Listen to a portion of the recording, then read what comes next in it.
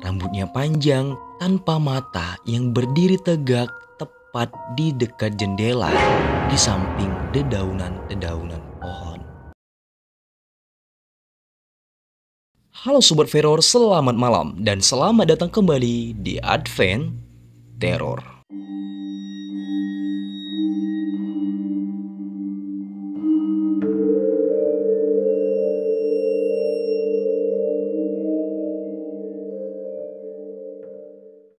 Akhirnya di malam ini kita berjumpa lagi dengan Sobat Teror semuanya. Sobat Teror yang paling ganteng, yang paling cantik sedunia, yang paling ganteng, yang paling kece, yang paling keren. Kita berjumpa lagi di malam ini. Di malam pertemuan kita kali ini, kita akan berbagi berbagai cerita-cerita horor yang kita dapatkan di media sosial. Kalau dulu kita sebut sebagai Twitter, kalau sekarang mungkin disebut sebagai X. Sebelum kita masuk ke cerita-cerita horor yang akan kita sampaikan, bagi kalian yang belum subscribe dulu ada di bawah. Terutama bagi kalian pecinta konspirasi-konspirasi dan juga berbagai cerita-cerita horor yang ada di seluruh dunia. Langsung saja masuk ke pembahasannya.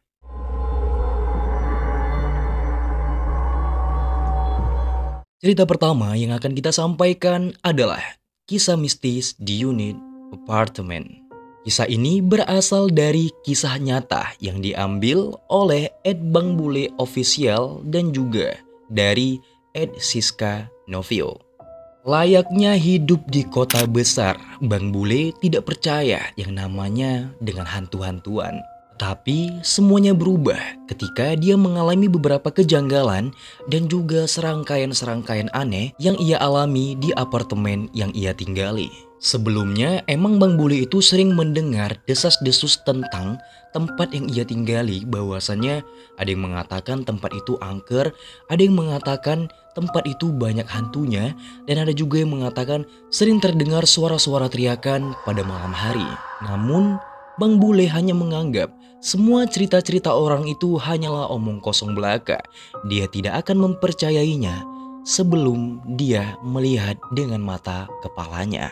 Sampai ketika pada malam hari saat Bang Bule tertidur, dia mendengar suara dentuman yang sangat-sangat hebat dari balik departemennya. Bang Bule yang mendengar suara tersebut hanya menganggap kalau sebenarnya suara itu hanyalah suara orang yang sedang pindah ke apartemen yang baru. Dia tidak menghiraukan, dia tidak berpikir yang negatif, dia hanya berpikir yang positif pada saat malam itu. Tetapi kejanggalan mulai terus-terus terjadi pada ketika Bang Bule terus-terus mendengar suara tersebut di setiap pukul 2:30 pagi. Dan si Bang Bule ini yang merasa tidurnya itu terus-terusan diganggu, dia merasa kalau seharusnya mungkin gua harus komplain nih kepada orang-orang yang ada di sini. Karena dia merasa tidurnya ini gak tenang, diganggu terus setiap jam 2:30 pagi, selalu ada suara dentuman-dentuman, suara dentuman yang seolah-olah orang-orang lagi berpindah atau suara orang-orang yang lagi melakukan aktivitas di apartemennya. Tetapi ketika Bang Bule mengecek apartemennya, ia sangat dibuat-buat terkejut karena dia melihat bahwasannya dia mengecek pada saat itu tidak ada orang sama sekali. Bang Bule yang mencium aroma tidak sedap dari arah balik unit apartemen, dia mengecek dan masuk ke dalam lagi. Sebenarnya ini bau apa? Dan dia mencoba untuk mencari unsur bau tadi berasal dari mana. Ketika Bang Bule berkeliling dan melihat situasi-situasi yang ada di apartemen, dia seolah-olah merasa kalau ada yang memperhatikannya di balik tembok apartemen. Dan ketika Bang Bule melihat situasi-situasi yang ada di apartemen, ketika dia merasa kalau sebenarnya ada yang memperhatikannya di balik dinding apartemen, dia penasaran sebenarnya siapa sih yang dari tadi mengintip gua. Karena dia penasaran, dia pun mengecek di balik dinding apartemen. Dan betapa dibuat terkejutnya Bang Bule ketika dia melihat sosok yang sangat menyeramkan. Sosok tersebut seolah-olah tersenyum kepada Bang Bule dengan tatapan yang begitu tajam. Bang Bule yang melihat makhluk misterius itu sontak dibuat sangat ketakutan. Dia pun langsung lari terbirit-birit, lari dia tanpa mikir apapun, dan tanpa ia sadari begitu dia lari, seluruh pintu yang ada di apartemen itu semuanya tertutup dan terkunci. Dia berusaha untuk membuka pintu-pintu yang ada di apartemen itu, tetapi tetap saja nihil. Dia terjebak di dalam pintu tersebut bersama kejaran makhluk tersebut. Dan itulah cerita dari Bang Bule. Bagaimana menurut kalian Sobat Firol semuanya? Next, kita lanjut. Kita masuk ke cerita yang kedua. Hilangnya Madeleine Madken, seorang gadis cilik berusia 3 tahun.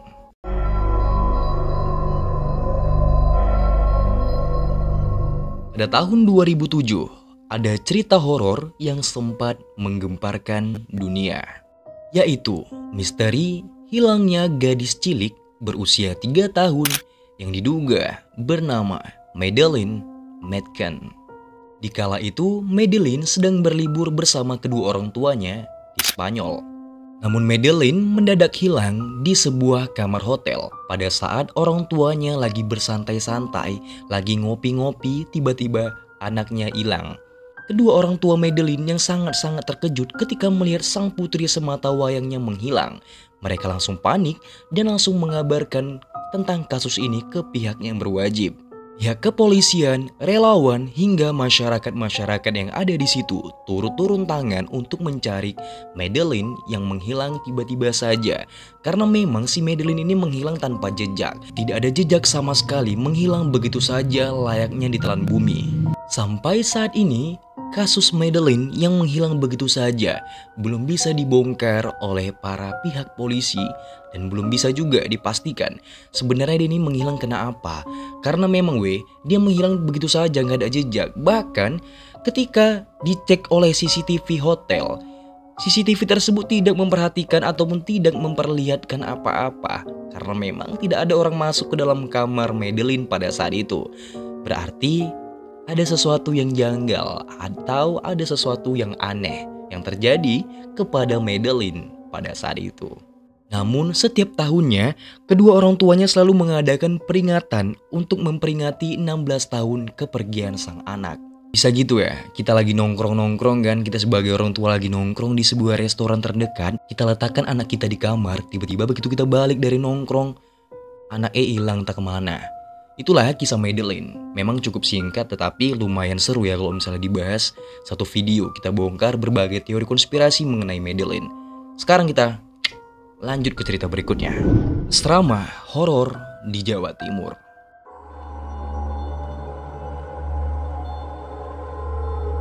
Cerita ini diambil dari utas yang diambil oleh Ed Baca Sajalah. Sandi adalah seorang mahasiswa yang tinggal di asrama bekas peninggalan Belanda. Ia baru saja seminggu tinggal di asrama tersebut. Namun, baru saja seminggu, serangkaian berbagai peristiwa-peristiwa aneh ataupun peristiwa-peristiwa janggal mulai terjadi dan masuk ke dalam hidupnya. Semua bermula ketika teman Sandi ini bercerita kepada Sandi bahwasannya aku bisa loh melihat makhluk gaib di setengah 4 pagi. Kemudian teman ini juga sempat bercerita kepada Sandi bahwasannya dulu di asrama ini ada juga yang sempat ganti di kamar mandi. Sejak saat itu kamar mandi tersebut menjadi sebuah kamar mandi kosong yang tidak boleh dipakai lagi atau tidak boleh dimasukin lagi. Namun Sandi yang mendengar cerita-cerita tersebut hanya menganggap kalau sebenarnya temannya itu hanya bercerita horor biasa. Dia menganggap kalau semuanya hanyalah omong kosong belaka. Sampai di suatu hari, Sandi yang sudah hampir kurang lebih tinggal 2 minggu di asrama tersebut dibuat bosan dengan berbagai cerita-cerita horor yang disampaikan oleh temannya. Di saat Sandi ingin melupakan berbagai cerita-cerita horor yang disampaikan oleh temannya, disitulah datang berbagai peristiwa-peristiwa aneh dan juga kejanggalan-kejanggalan yang terjadi kepadanya. Pada malam itu, tiba-tiba saja asrama mendadak diterpa oleh angin yang begitu kencang. Angin-angin yang begitu kencang membuat semua jendela-jendela yang ada di asrama terbuka begitu saja. Namun Sandi yang sudah terlanjur sangat ngantuk menghiraukan peristiwa tersebut dan hanya menganggap kalau itu sebenarnya cuma ya angin-angin biasa, mending gua tidur.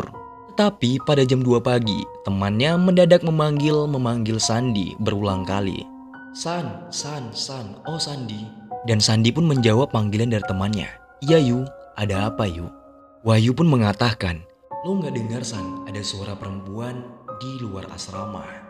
Mendengar ucapan Wahyu tersebut, Sandi langsung mengecek keluar asrama dan mencari unsur dari suara perempuan tersebut. Sampai akhirnya dia merasa kalau sebenarnya memang benar ada suara perempuan di luar asrama.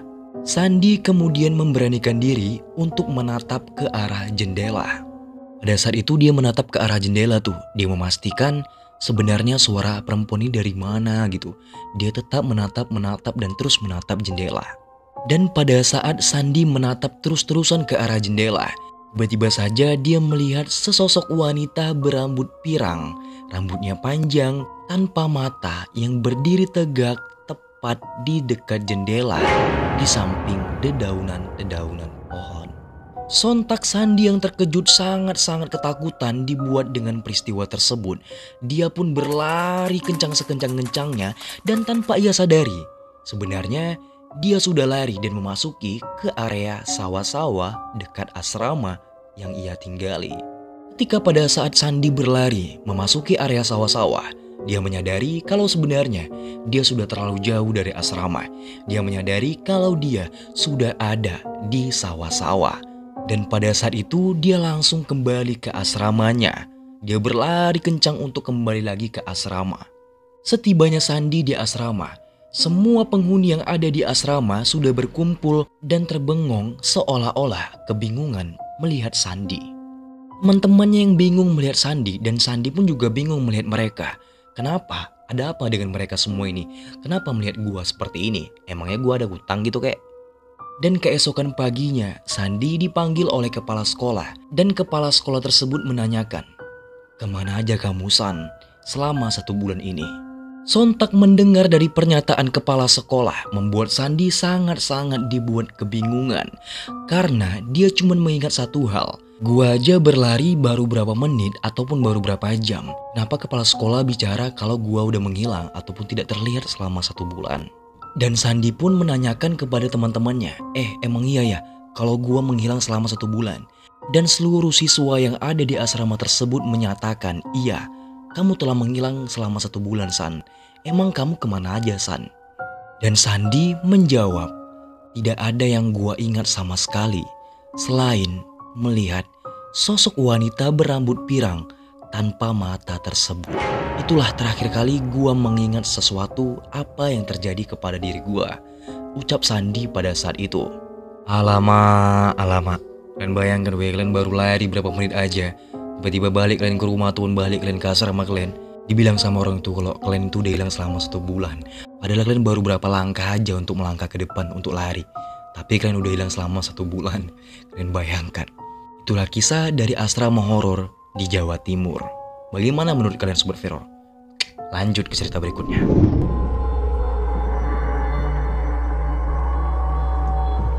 Cerita selanjutnya kita ambil dari kasus yang sempat viral, Dracula Kebayoran Baru. Kisah ini diambil dari kasus pembunuhan yang sempat viral yang terjadi pada kisaran tahun 1965, yaitu Aminah si Dracula Kebayoran Baru. Aminah atau juga dikenal sebagai Dracula Kebayoran Baru merupakan seorang pedagang perhiasan dan juga barang-barang bermerek. Meski tubuhnya tidak tinggi, tetapi Aminah memiliki kulit yang begitu bersih dan juga paras yang begitu cantik. Dengan parasnya yang begitu cantik, membuat banyak laki-laki yang ingin menjadikannya sebagai seorang istri. Sampai suatu hari pada tanggal 21 Januari 1966, Jakarta digembarkan dengan penemuan sebuah jasad yang terambang-ambang di sungai. Kondisi jasad tersebut dalam keadaan yang sudah termutilasi. Setelah diselidiki, tim forensik berhasil mengidentifikasi korban tersebut sebagai Nyonya Siti Hasnah, teman dekatnya Aminah. Lalu pihak berwajib atau pihak kepolisian langsung meringkus dan datang ke rumahnya Aminah. Si Aminah tadi yang berada di dalam rumah tanpa ada perlawanan langsung menyerahkan dirinya begitu saja. Dan dia mengaku kalau sebenarnya semua itu terjadi atas dasar bisikan setan. Ia hanya mengikuti gurunya untuk 25 orang wanita dan juga 3 orang bayi jika ingin hidup kaya raya. Tetapi Pihak kepolisian tidak menelan mentah-mentah pernyataan si Aminah ini tersebut. Setelah penyelidikan lebih lanjut, si Aminah ini mengaku dia melakukan hal yang sama kepada Nyonya Mangku Siswoyo di bawah pohon mangga di tempat rumah lamanya. Dan pihak berwajib pun langsung datang ke TKP di tempat yang disarankan oleh si Aminah ini. Ketika sampainya pihak kepolisian di rumah lamanya Aminah, mereka mengecek di bawah pokok mangga yang dimaksud oleh si Aminah ini. Dan memang benar, kalau tulang belulang dari Nyonya Mangku Siswoyo sudah ada di sana. Setelah itu, pihak kepolisian kembali bertanya kepada Aminah, "Hei Aminah, apakah ada lagi yang kamu buat seperti ini?" Dan Aminah menjawab dengan tertawa terbahak-bahak. Dia mengatakan, Hahaha, masih banyak lagi yang sudah aku korbankan untuk menjadi tumbalku. dan Aminah juga mengaku telah membunuh 3 anak angkatnya, Sumarni, dan masih banyak lagi. Melihat kondisi tersebut, pihak berwajib langsung mengantarkan Aminah ke rumah sakit jiwa untuk dites psikologisnya. Menurut ahli kejiwaan, Aminah mengidap hipertensi eksploitif di mana dalam keadaan terdesak, ia bisa melakukan aksi nekat demi memuaskan egonya. Dan itulah kisah Aminah si Dracula Kebayoran Baru. Alamak, mak bisa kayak gitu lah dia. Bisa tega gitu ya dia membunuh sahabatnya, bisa tega juga dia membunuh anak-anak kecil yang tidak berdosa demi kepuasan dirinya. Entah-entah pun dia belum kaya, ketika dia melakukan itu belum kaya dia. Bagus kalau mau kaya kerja keras lah, kerja keras. Gak usah ngedukun, gak usah ngikuti guru untuk bunuh sana sini. Gak ada gunanya kalau kita itu ngikutkan kemauan iblis, yang ada kita hancur. Kalaupun ada orang-orang kayak gitu sekarang, paling pun dia bertahan cuma sebentar. Itu pun orang-orang kayak gitu pasti butuh tumbal yang besar. Dan ketika nanti kita sudah macet di tengah jalan, ya ujung-ujungnya kita juga yang hancur dibuat iblis tadi. Karena iblis tadi itu tadilah, dia nggak bakal mungkin ngasih sia-sia tanpa ada pengorbanan untuk dirinya. Dan setelah kita bersekutu kepada iblis, jangan harap untuk kita mendapatkan pertolongan dari Allah Subhanahu wa Ta'ala. Dan itulah kisah si Aminah Dracula Kebayoran Baru. Next kita lanjut ke cerita berikutnya.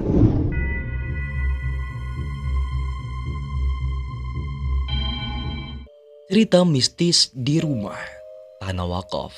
Cerita ini ditulis ulang oleh Utas dan dibuat oleh Ed Siskanovio DX. Pak Wawan dan Ibu Dea memiliki 2 orang anak yang bernama Lia dan juga Linda. Pasangan ini baru saja membeli sebuah rumah yang sudah sangat amat lama kosong. Namun ayahnya karena suka dengan rumah tersebut tetap saja membeli rumah tersebut tanpa ada halangan apapun yang menghalanginya. Sebelum tinggal di sana, Lia sempat bercerita kepada ibunya bahwasannya ia mendapati perasaan yang tidak enak. Dia merasa janggal dengan rumah yang akan mereka tempati pada saat itu. Saat proses pemindahan rumah, keluarga ini mulailah menata perabotan-perabotan yang akan dibawa ke rumah tersebut dan disusun di setiap ruangan. Kebetulan sekali, Lia mendapatkan kamar di lantai 2 dekat kamarnya Linda, adiknya. Saat menaiki tangga, terdengar suara air dari kamar mandi atas. Dan pada saat itu, Linda mengira kalau yang ada di kamar mandi tersebut adalah Lia yang sedang mandi atau lagi sedang bersih-bersih. Ketika Lia mengecek kamar mandi tersebut, dia sangat dibuat-buat sangat terkejut. Yang dimana dia melihat sesosok wanita bungkuk berambut panjang yang sedang mandi, yang sedang menyiram badannya dengan air panas. Sontak Linda yang melihat sosok tersebut sangat dibuat ketakutan. Dia langsung mengadu ke orang tuanya, berharap ibu dan ayahnya bakal percaya dengan apa yang ia ceritakan. Namun nihil sama sekali. Sang ayah dan juga ibunya tidak mempercayai kata-kata anaknya, yaitu Linda. Mereka tidak percaya bahwasannya ada sosok perempuan bungkuk yang sedang mandi di kamar mandi atas. Beberapa bulan setelah kejadian itu berlalu, sekarang saat mamanya yang mengalami berbagai peristiwa-peristiwa dan juga kejanggalan-kejanggalan yang terjadi di rumah pada saat itu. Ketika berada di ruang tengah, ibunya tadi mendengar ada suara-suara keributan dari arah belakang dapur. Suara yang seolah-olah lagi memotong bawang dan juga cabai untuk dimasak. Dan suara itu terdengar jelas dari arah dapur. Karena ibunya tadi penasaran dengan sebenarnya apa yang terjadi sebenarnya di dapur itu. Dia pun mengeceknya. Ketika dia menghidupkan lampunya, dia sangat dibuat terkejut dan sangat kaget ketika dia melihat seluruh barang-barang yang ada di dapur tersebut semuanya melayang. Seperti sendok, garpu semuanya, kuali, sutil masak semuanya melayang di dapur tersebut. Dan setelah seiring berjalannya waktu mereka mengalami berbagai kejanggalan-kejanggalan dan juga peristiwa-peristiwa aneh yang terjadi di rumahnya. Dan mereka baru mendengar gosip dari warga-warga sekitar. Sebenarnya dulunya tanah ini milik Pak Tono yang diwakafkan untuk tanah kuburan warga. Namun Pak Jito mengaku kalau sebenarnya tanah itu diwariskan kepadanya. Ia bahkan membangun rumah itu di tanah milik Pak Tono tanpa izin sama sekali. Dan warga juga mengatakan dari gosip-gosip mereka juga mengatakan bahwasannya Pak Jito itu sempat menempati rumah tersebut. Dia sempat membawa seluruh keluarganya untuk tinggal di rumah itu. Tetapi setelah mereka meninggali rumah tersebut dan menempati rumah tersebut, setiap harinya selalu ada pertengkaran hebat dengan istrinya. Itu yang membuat Pak Jito pindah dari rumah itu.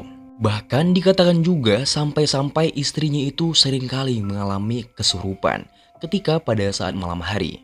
Dan tak lama kemudian Pak Jito meninggal dunia dengan kondisi sakit yang sangat-sangat aneh. Dia menderita penyakit yang sangat aneh seperti herpes. Setelah rumah tadi kosong, seluruh warga yang berada di sana menganggap kalau di rumah itu sangat-sangat banyak makhluk halusnya. Dan setelah kosongnya rumah tersebut, tidak ada lagi dan tidak ada yang mau lagi untuk tinggal di rumah itu, walaupun harus dibayar berapapun. Sampai saat ini, konon kabarnya, rumah tersebut masih menjadi sebuah misteri dan rumah tersebut masih terbengkalai. Setiap warga yang melihat rumah itu, ataupun setiap warga yang melintasi jalan dari rumah tersebut, lewat dari depannya gitu, mereka merasakan kejanggalan ataupun aura yang tidak sedap yang keluar dari dalam rumah tersebut. Dan itulah beberapa cerita-cerita horor yang bisa kita sampaikan di malam ini. Bagaimana menurut kalian Sobat Horor semuanya? Dan menurut saya dari berbagai cerita-cerita horor tadi yang kita sampaikan, yang paling merinding dan yang paling kayaknya cerita ini seru gitu, itu adalah cerita Sandi pas di asrama di Jawa gitu.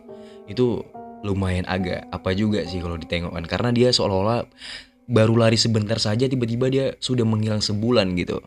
Nah, di pertemuan kita malam ini bagaimana menurut kalian tentang cerita-cerita yang tadi kita sampaikan? Tulis 1 jika kalian menyukai konten ini, dan tulis 2 jika kalian agak-agak suka ataupun agak-agak nggak suka, dan tulis 3 jika kalian mencintai saya. Oke Sobat Viro semuanya, terima kasih yang sudah ngeklik video ini. Jangan lupa like, share, komen, and subscribe. Karena kami Advent Terror akan selalu memberikan berbagai cerita-cerita horor dan juga berbagai teori-teori konspirasi yang berada di luar negeri maupun di dalam negara. Dan tidak lupa juga kami akan tetap menelusuri bangunan-bangunan terbengkalai buat kalian semua yang Sobat Terror. Jadi teruslah mengikuti perjalanan-perjalanan kami. Agak lama juga kita cakap ya. Oke, langsung aja. Dan seperti biasa, apa yang kamu lihat itu adalah nyata. Dan apa yang kamu rasakan, itu yang kami rasakan. Advent Terror, goodbye and next time.